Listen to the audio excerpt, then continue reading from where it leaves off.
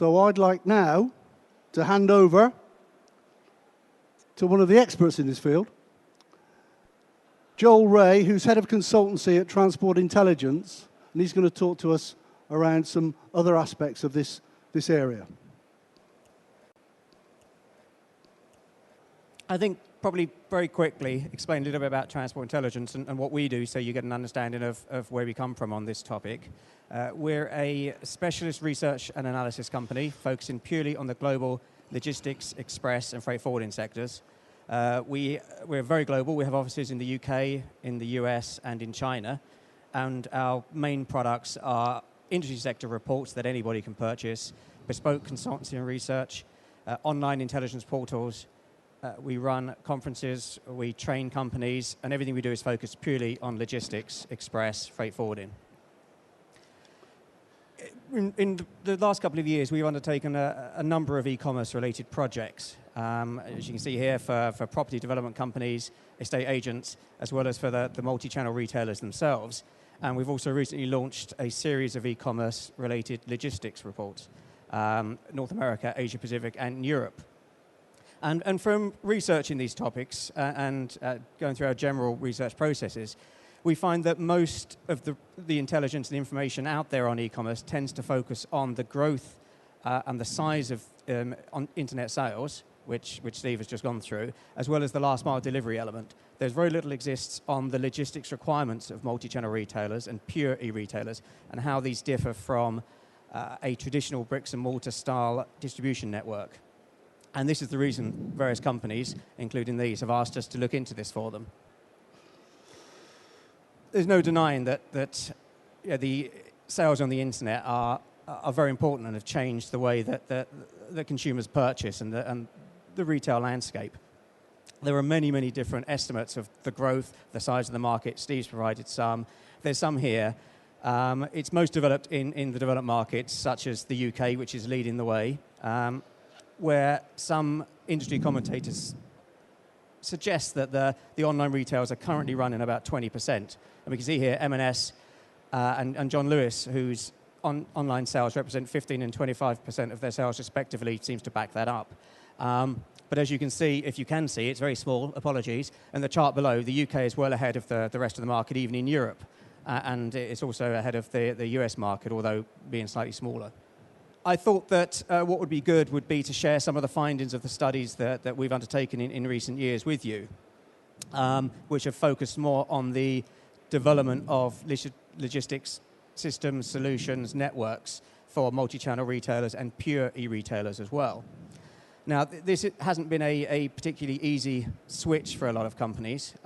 You could argue that for the pure retailers, the Amazons and the like, it's been a little bit easier because they've had no legacy distribution networks to try and utilize, to adapt, switch systems over. They've been able to develop their own systems from scratch, specifically designed to feed the online world. E-fulfillment centers tend to have a higher labor requirement than traditional store-based distribution centers, and labor costs therefore are often one of the major factors companies look at when designing the facilities and looking at strategies for locating where they should be. Through many interviews with different types of multi-channel retailers, pure e-retailers, manufacturers that sell direct to consumers via their websites, and logistics companies as well, we've spoken to these companies, and there is no one-size-fits-all solution that's been developed yet. As you can see here, we said there's no current blueprint for an ideal logistics solution, logistics facility designed for an e-commerce operation. Every retailer, multi-channel, pure e-retailer, develops their own different strategies and adopts a very different approach to this. As I said, companies such as Amazon, they develop their own systems that include quite unique picking areas of many mezzanine floors, low-level shelving for manual operators to pick single-item goods that are then moved onto conveyor belt systems where the products are moved onto manual packing areas for dispatch. And they also tend to have quite wide open, high eaves areas for larger furniture, heavier products as well. As you said there, smaller businesses carry out their fulfillment in their retail premises until such a time that this becomes too large and they have to find an alternative solution for this. This is a grey area at the moment. There are some companies providing these services, but they're obviously not sizable enough to be attractive to the larger 3PLs. And a number of multi-channel retailers, as their volumes become sufficient, they will develop dedicated e-retail, e-fulfillment centres, or they may keep the online sales in the same facilities that they use to feed their store networks. Historically, a store-based distribution network will site their main distribution centre somewhere in the Midlands, in the centre of the country, and this allows them to feed their stores, their store network, on an overnight basis the next day. These locations tend to be more expensive. The labour in these areas are more expensive, so aren't necessarily the best solution for an e-fulfillment centre. And this allows the e-retailers and the multi-channel retailers to locate facilities in cheaper areas, cheaper land, cheaper lease areas, and where there's a greater level of available labour. There are a number of key factors that affect why a company will locate a distribution centre in a certain area. Initially, they'll look at their existing distribution network. Is there spare capacity in that network to house, even temporarily, online sales, a very fast-growing element of the market? Is there a corporate policy? Does the company insist that there's minimization of stock and they don't want to duplicate stock in a number of different facilities? Labour, as I said previously, very important factor.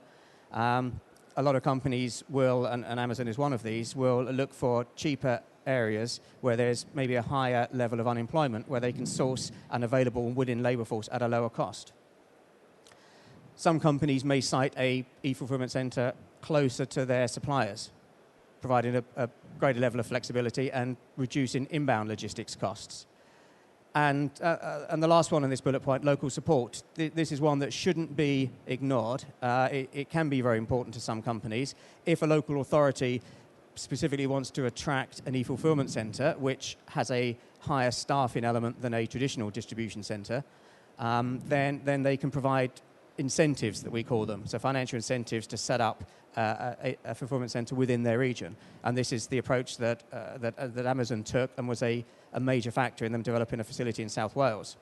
So if the incentives and the benefits outweigh the additional cost to line haul and trunk the goods to a parcel company central depot, then this can be an attractive option.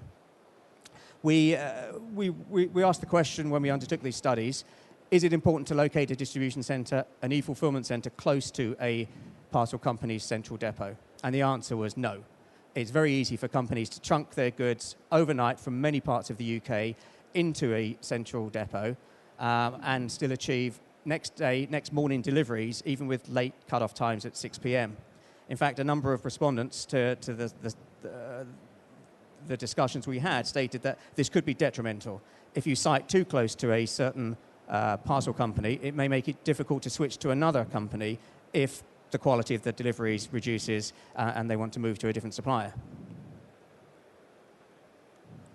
We undertook a survey, an electronic survey amongst our subscriber base last year in partnership with Savills estate agents, asking what were the most important factors in locating an e-fulfillment centre. And as you can see here, there seems to be a slight difference of opinion between the retailers that included pure retailers, multi-channel guys and manufacturers that sold direct to the logistics providers. The 3PLs, the majority stated that having a facility in close proximity to the transport networks and motorway networks was the most important element, whereas the e-retailers stated that, along with land and lease costs, that having access to available labour force was their most important factor. And you can go through the rest of these if you take the presentation later. As we said before, that the strategies adopted by the e-retailers they differ enormously, and there are many internal, external factors that impact on these, and a number of decisions that the multi-channel guys will have to make in developing their strategies. The first one of these is whether they manage the in-house, they manage the e-fulfillment in-house, or whether they outsource to a third-party logistics provider. The second is where to site these facilities, and we've gone through a few of the factors that impact on that. Then they have to look at the optimum size, the specification, the kit out of the warehouse, what's needed within it to best suit a facility that handles online sales, which are very different from standard facilities. whether to operate a single centre or to operate a network of smaller facilities that are all located closer to the individual customers. That will have the result in duplicating stock and inventory. There's a couple of examples of some of the major, the most important and largest of the multi-channel guys, and how they operate their distribution networks and how they're handling the very different systems and operational requirements for either a multi-channel or an e-fulfillment facility. And you've got to realize that there are very different systems that are needed. Traditional store-based retailing is largely palletized or caged operations. E-fulfillment is single pick, sometimes multiple single picks going to an individual house rather than a store. And to add to the complexity, the fastest growing element is the click and collect. So customers not only need to send to their stores, to the individual's homes, but also small items to stores for customers to collect from there. John Lewis operates a mixed fulfillment strategy. They undertake a lot of their own fulfillment. They also use a number of subcontractors, iForce being one, and DTS for hanging garments. They have a number of distribution networks. Each holds a different category segment of stock. And each of these facilities delivers directly to stores and to the customers themselves. M&S, on the other hand, also operates a number of distribution centres nationally. They operate them all in-house, including hanging garments, but they recently developed a new national DC in Castle Donington, designed to handle slow-moving goods destined for stores and also all of their online goods. Now, this was explained that both of these items are single-picked, so it makes sense and they're easy to put together. A lot of the items delivered to stores aren't single-pick and are palletized and higher volume. Only a couple more to go. This is another one of the questions from the survey. We asked companies, the logistics providers and the retailers, how they viewed the model, the distribution models would change in the future. And again, you can see the difference of attitude between the logistics providers, have to be a bit careful here, and the retailers. A similar sample size agreed that there would continue to be the development of centralized distribution centers handling both a mix of e-commerce and traditional bricks and mortar retail. But by far the biggest proportion of the sample among the retailers thought that actually the market would develop and there would be centralized dedicated e-commerce facilities would be the norm. And as you can see, the 3PLs themselves there seem to think the opposite. There will be a larger number of smaller facilities set up in a network to serve local companies or local customers. Speaking of the 3PLs, it appears that some of the larger of the logistics companies may have recognized the changes in operation between an e-commerce operation and a retail store facility a little late. Most of the companies we spoke to and a lot of the companies that we identified, the multi-channel guys and pure retailers operate their logistics in-house. And we undertook an analysis recently, 20, and Neil knows as well, 20 of the top 20 UK retailers, 18 of them operated their logistics in-house. So there's, at the moment, a bit of a gap between what the retailers want and what's been provided from the main 3PLs. I say that a little bit carefully because Mark obviously is operating within this. So the systems are very different from a traditional business, and a lot of the 3PLs haven't invested in developing these systems and solutions and facilities that are specifically designed for an e-commerce solution. It's too early yet to establish whether the retailers will choose to continue to operate in-house. A lot of them may decide that actually having the fulfillment element is as important as having a network of stores and the shelves of those stores. So outsourcing that may be problematic in the future, and they may consider it too core. Others may decide that until a lot of the 3PLs really pick up the pace and start developing the systems they need, that they won't start to outsource. There are, however, a small number of specialist companies, and Neil will talk about these in a minute, who have identified this. They have invested in the systems that are required in the new facilities, and they provide shared user e-fulfillment services, which are ideal for those smaller retailers who are seeing a huge level of growth in their online sales. They can no longer handle those from their existing retail network and are looking for a solution to grow without having to invest in a dedicated e-fulfillment facility.